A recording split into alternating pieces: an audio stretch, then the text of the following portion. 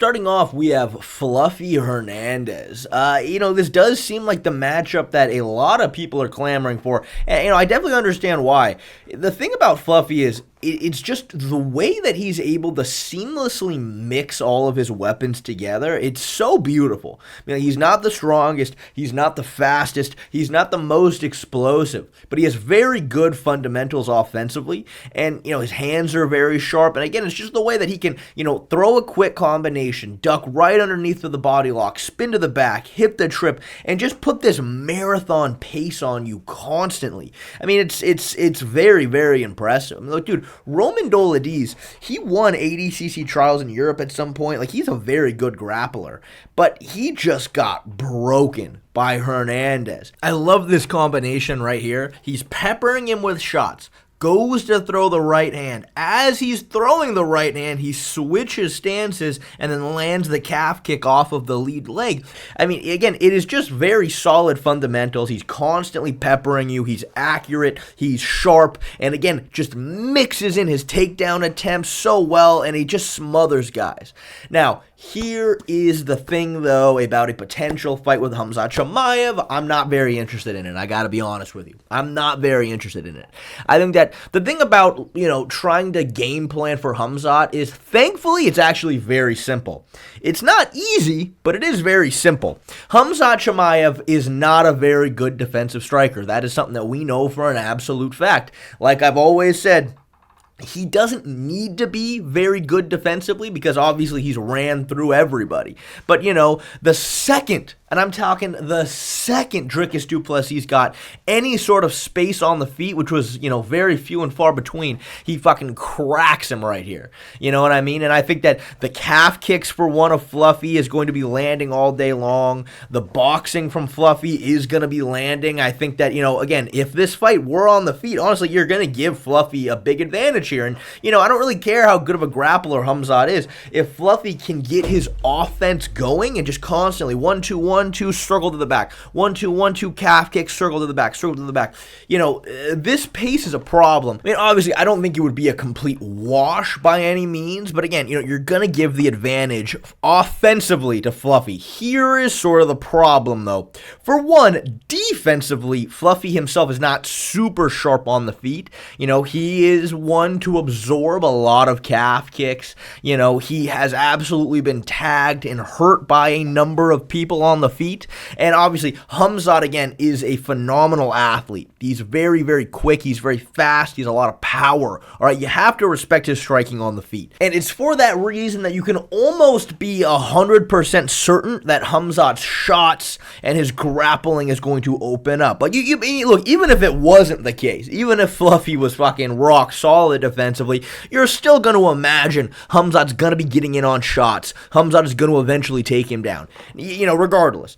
And that is sort of where our problems arise here for Fluffy. It's like there are moments in the Brendan Allen fight where, again, Fluffy offensively looked phenomenal there, but, he would end up getting reversed, going for back takes. He'd end up on the bottom, and this is where he didn't look great. Brendan Allen was able to get chest to chest, really good shoulder pressure. Fluffy would end up giving up his back to Turtle, and, again, if the question we were still pondering was, is Khamzat gonna go for Baroque trying to finish him, and is he gonna fatigue himself? It'd be an interesting one, but, we know that's just not the case. Khamzat is very willing just to ride this body lock position. If you do try to get back up to your feet, he already has double unders. He's gonna be ready just to take you right back down. If you are going to try to wrestle with Khamzat, if you're gonna be trying to stand back up, if you're gonna be trying to turn into him, man, you gotta be ready to scramble hard, and you can't let him get to these positions. The problem is, though, again, historically, Fluffy just gives that up a lot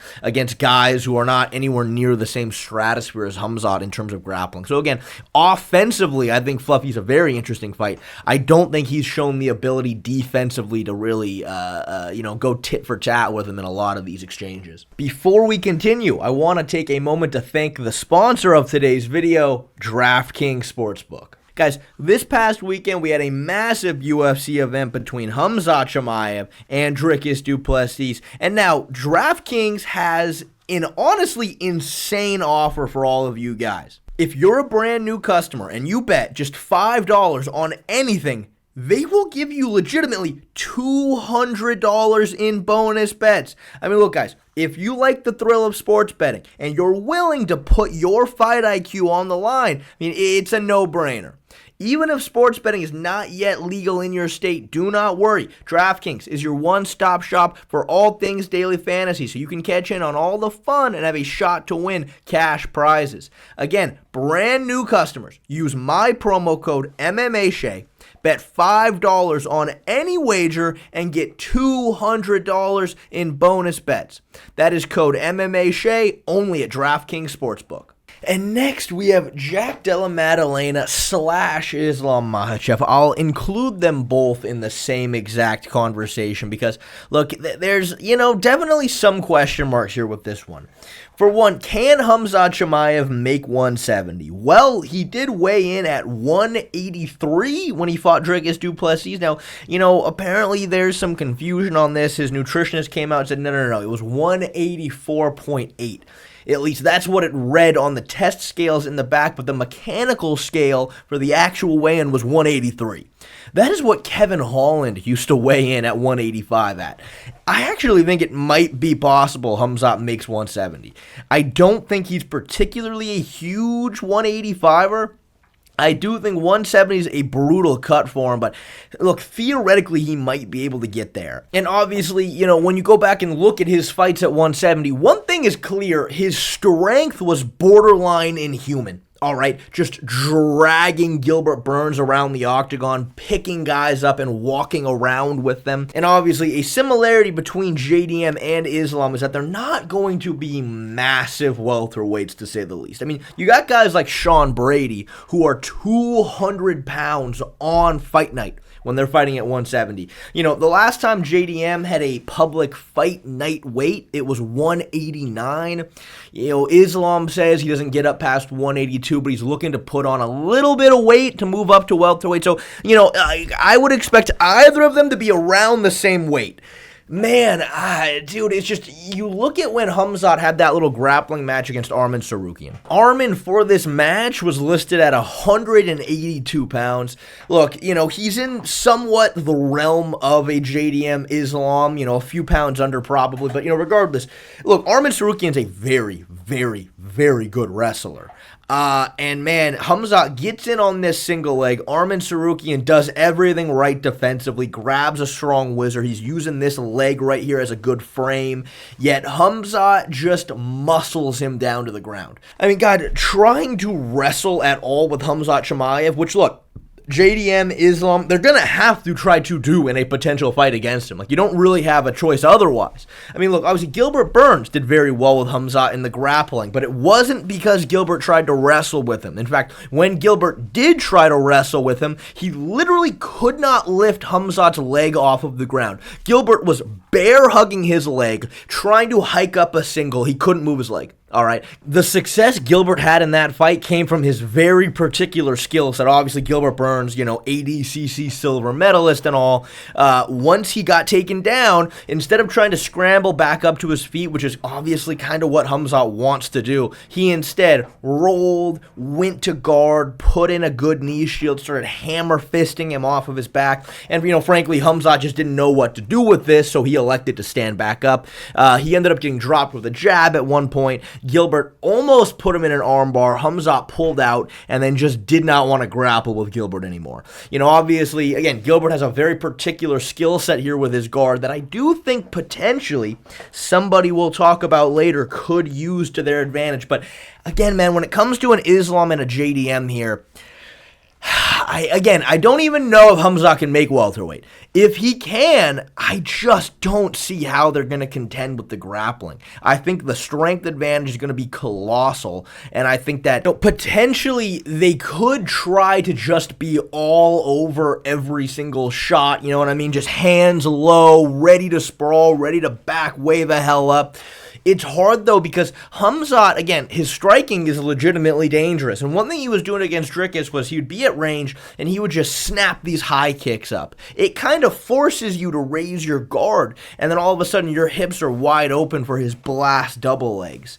I mean, I don't know, man. I think anybody at welterweight, if Khamzat could get down there, that's a tough one. Islam especially has this habit of when he gets pressed up against the fence, his legs are so narrow. You got like fucking Thiago Moises getting the double legs and picking him up and putting him down. I don't know, man. Khamzat at welterweight is just, especially with this new pace that he keeps, it just seems too strong. Because, I mean, look, JDM and Islam are both very, very good grapplers, but your only option against Khamzat Chimaev is either be able to contend with him in the wrestling to a point that you can make him work, you can make him expend a lot of energy, or, pull a Gilbert Burns and have a really dangerous offensive guard that he struggles with. But, I mean, Islam is going to have to try to wrestle with Khamzat. And I think giving up as much strength as he's going to have to give up is a real problem. I mean, look, Islam was complaining about how strong Volkanovski was. And obviously Volkanovski is extremely strong, all right? It's not like that, he shouldn't have said that. It's just the reality of, like, Volkanovski and Dricus du Plessis are two very different weight classes, man. And, of course, JDM has a really, really high-level scrambling ability. The problem is, though, fucking Khamzat's scrambling ability is out of this world. And, again, this was manageable when, again, he was trying to fucking go for broke, trying to finish you. But, all he needs to do is just scramble to a dominant position and now hold on. That's all he theoretically has to do. And, for JDM to be, giving up as much strength as he's gonna to, fatigue Khamzat, to make Khamzat work and to gas him out, I just think that's a really, really difficult ask. But now, the matchup that we all really want to see. The matchup that, look, if you're a casual, you might be like, oh, but no. Around here, around these parts, this is what us hardcores want to see. I think truly the only person that can stop Khamzat Chimaev, the one guy who has the power, who has the belief in himself, who has the skills, who has the aura, Bo Nickal. Bo Nickal doesn't really, Bo Nickal's probably fucked.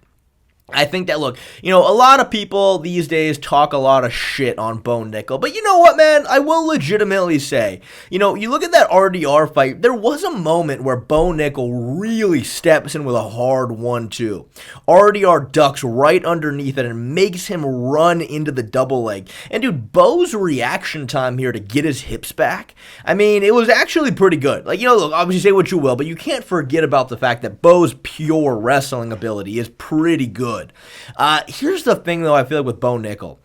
Bo Nickal is not the same level of athlete that Khamzat Chimaev is, and I think that's very important when it comes to transferring over to MMA, because the better of a natural athlete you are, the better you're going to pick up the other skills of MMA. And you got a Khamzat Chimaev who, again, right, being a world champion wrestler in Sweden, is more or less not the best accolade. But again, right, MMA is a lot more than just a straight-up freestyle wrestling match. Freestyle wrestling, it's honestly a slightly kind of narrow aspect of MMA these days.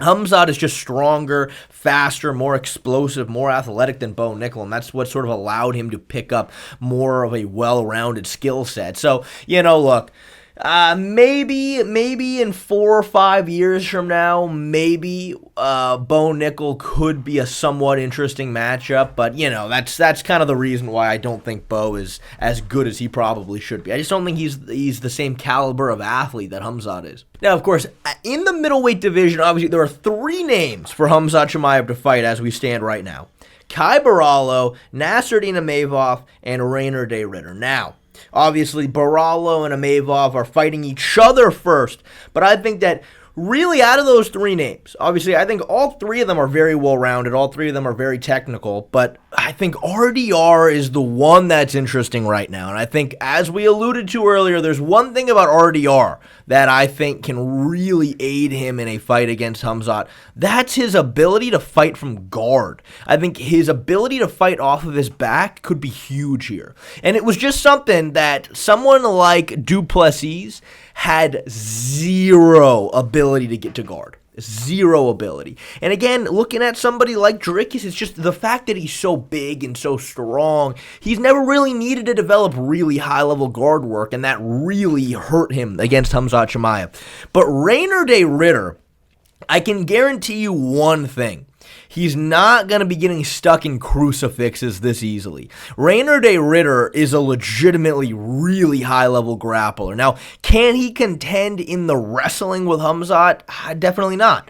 But when they actually hit the ground and Reiner de Ritter gets him in close guard, what is that going to look like? Reiner de Ritter had a grappling match against someone named Andre Galvao, who Andre Galvao, has essentially rocket fuel in his veins. That's how much performance-enhancing drugs I believe he's on. And, of course, on top of that, he is considered one of the greatest grapplers of all time. They had a grappling match, and RDR looked phenomenal in it. I think his takedown defense looked really, really good. His back take defense looked absolutely phenomenal, which is definitely huge here.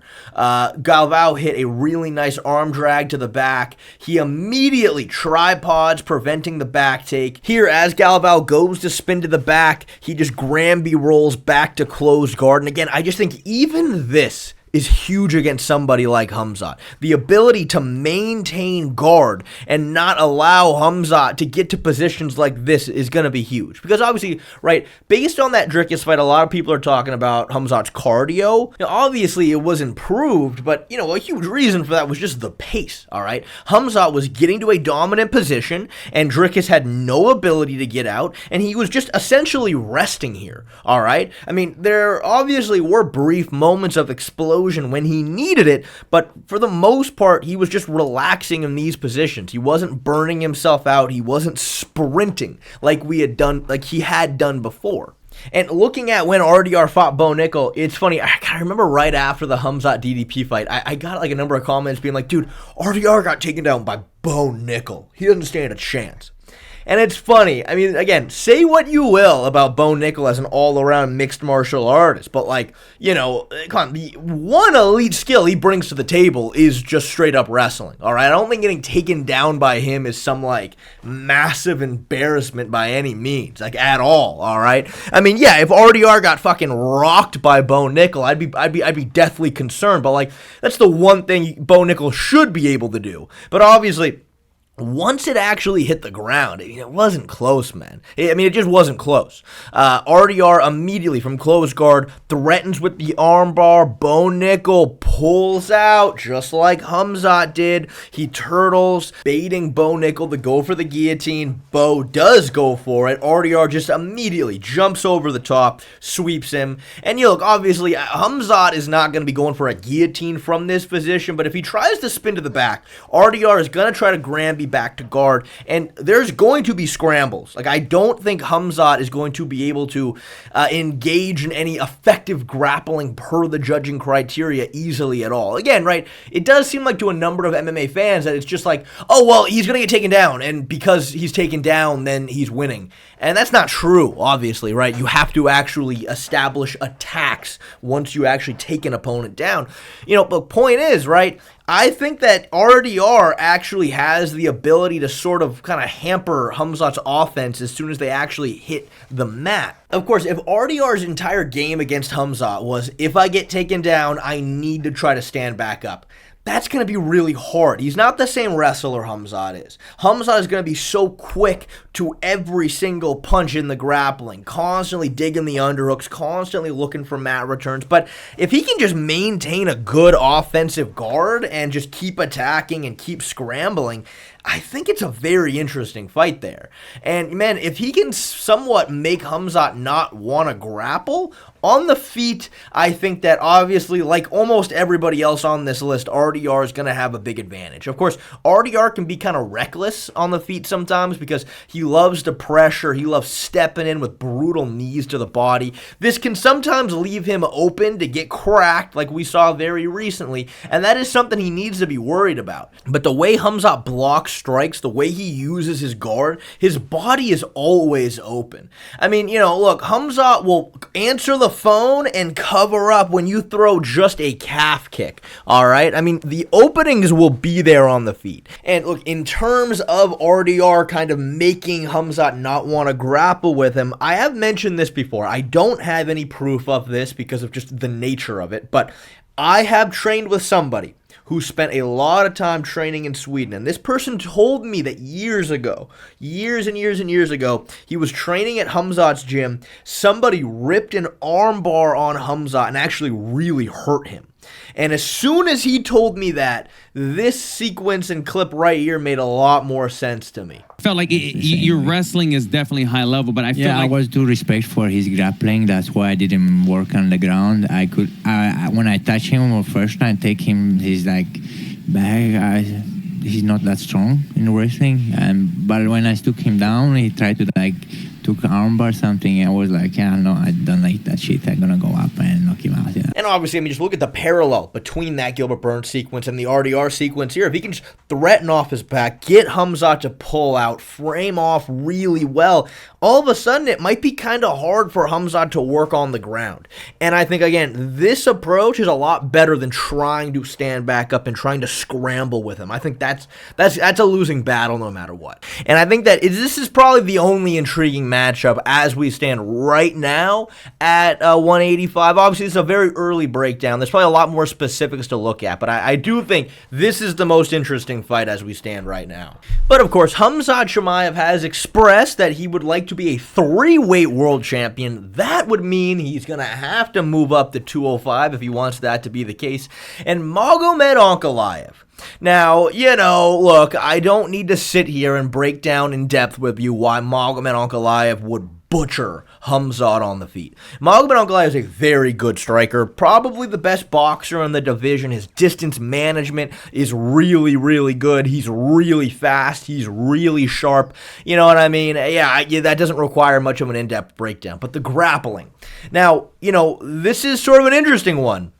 Magomed Ankalaev has not fought very many wrestlers. I mean, he just hasn't. Obviously, he got foot swept by Alex Pereira that one time. And, some people will say it was after the bell. It wasn't. The bell rang while he was in air getting swept. So that just isn't true.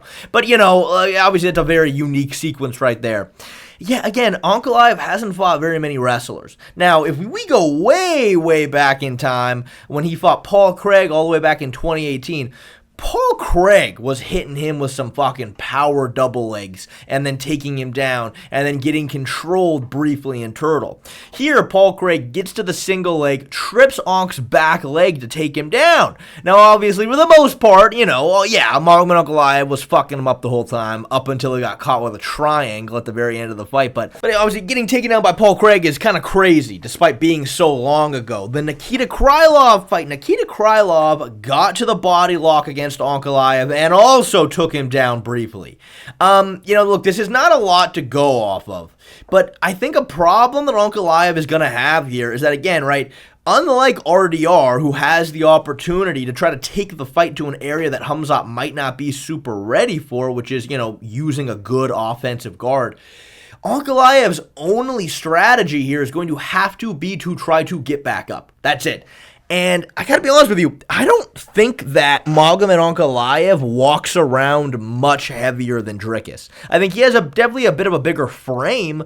He's taller, he's a little bit longer, but I don't think weight-wise he's that much bigger than Dricus du Plessis is in terms of just pure strength. And, that showed, I think, when Ankalaev was getting deep on these double legs against Pereira, and Pereira, obviously, you know, who's at this point, I think he's up to like 240 pounds, was showing off his strength here, getting Ankalaev's lock over his hips, defending very well from these positions. I mean, look, you know, obviously, this is all very speculative. I don't think there really is any hard proof exactly how a lot of these sequences will go, but I think that obviously Khamzat Chimaev, I believe, I said before the Dricus fight, and I will say again after the Dricus fight, obviously, that I think he's the best grappler the sport's ever seen. I think he's extremely well-rounded, and I think that his scrambling ability is insane, and I think that Ankalaev, I cannot imagine he's going to be super good off of his back. I just can't imagine. I mean, again, we haven't really seen it, but if I had to guess, gun to my head, I don't think Ankalaev has a super good guard. I mean, why would he need to have one? He's never even had to fight an opponent that could threaten him in that area. I think he's going to get to Ankalaev's hips. I think if Paul Craig could do it all those years ago, I think Khamzat can fucking do it right now, no problem. And I think that trying to stand back up, trying to scramble with him is going to be really difficult. And I think Khamzat's going to be all over every single transition like he was against Dricus. I think that's going to be really difficult for Ankalaev. I think this is a very difficult matchup. Again, you know, it's very, very speculative. You know, I don't think you really can be certain on this matchup in particular, but on paper, I do think that if Khamzat were to try to move up, honestly, I don't think Ankalaev is a bad opportunity to do it. I really don't. I think that someone like Ankalaev, whose only goal and his only option would be to try to stand up and try to wrestle with Khamzat, I think he's going to be a step behind. I really do. And next, we have Caoi Borralho. I think that Caoi Borralho, you know, like everybody else on this list, it is more or less very simple to try to break this one down because it essentially just comes down to two things. One, obviously, on the feet, Caoi Borralho should be a lot better.